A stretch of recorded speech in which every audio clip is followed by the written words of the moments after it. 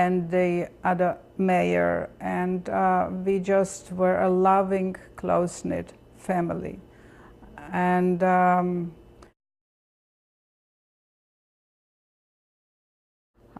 in gratitude of what I helped do there in the house, gave me a potato, 2 carrots maybe, and I was so proud of myself to being able to bring to my mother those little items so she could cook something. Right away we were hungry.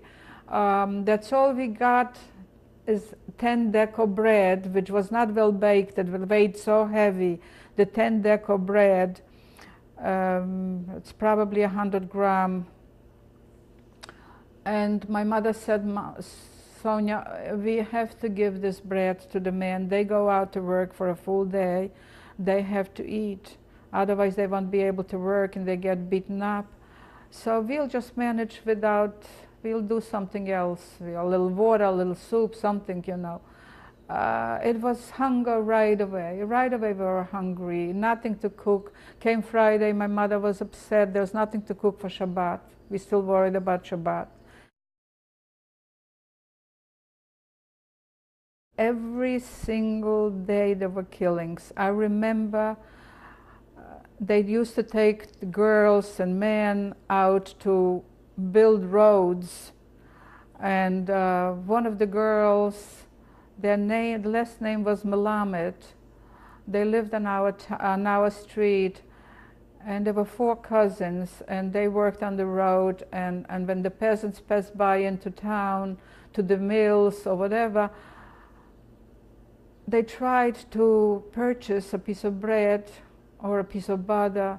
So one of the Germans noticed that, and right away he tied them together, 4 of them, tied them together and brought them to the Gebietskommissar, and right away they were shot.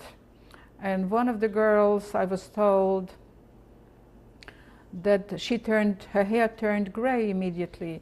And then the Gebietskommissar asked the head of the Judenrat, his name was Koppelson, a very nice man. He had a pharmacy before the war, and he should come and take these 4 bodies, and he should bury them and say Kaddish. See how nice they were? To say Kaddish. And I'll never forget the atmosphere, the sadness of that day, of these 4 young girls, the way they were shot, and it was killing every single day.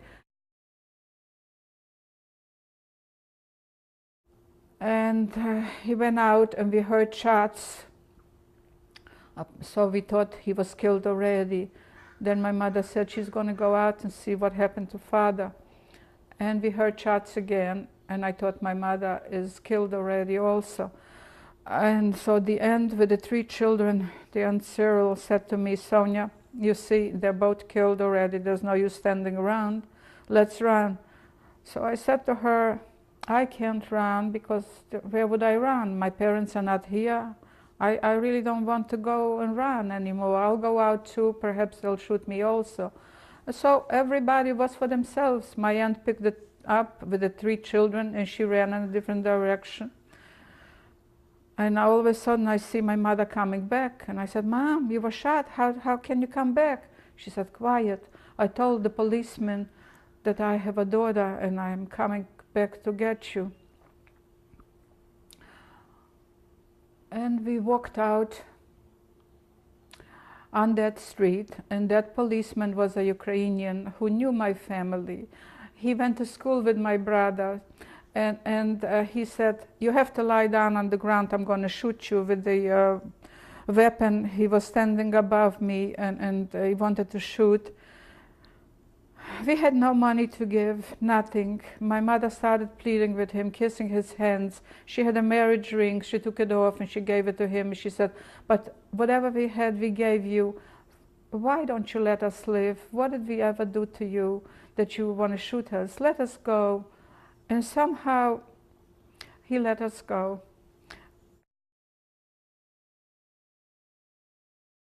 And what he was doing now, he was doing illegally running vodka. He was making vodka in his house. And he was sitting and talking, and he said to us, if you will go deep into the woods, I will see to it that you get food.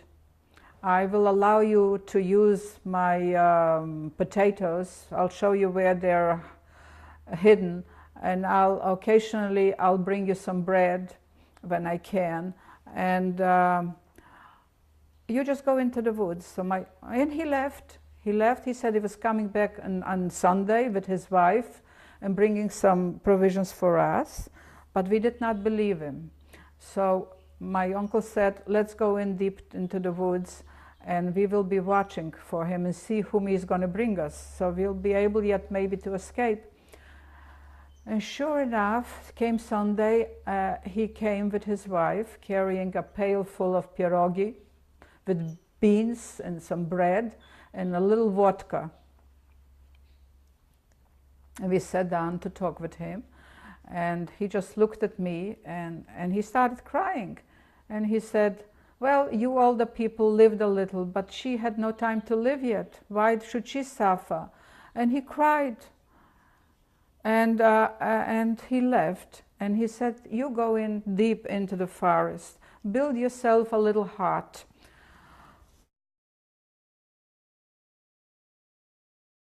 Find the word partisan for us, please. A partisan group is a person, or it's composed of people who would like to fight to free themselves or free their country of the occupants who were very unfriendly to the population. And these are people who either put there to fight, or they ran away and formed a group to fight, in this instance to fight the Nazis. And these are people who were fighting only to win, and if they might lose, never to come out alive. They never want to be caught again and put into the POW camps where they were shot and mistreated.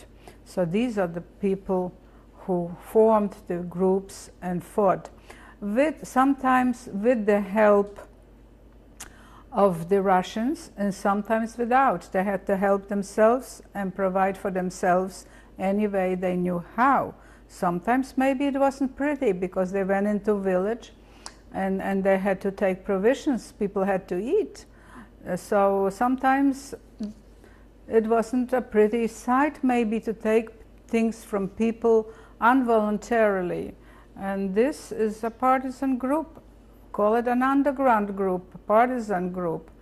And they truly were fighting very, very hard and desperately.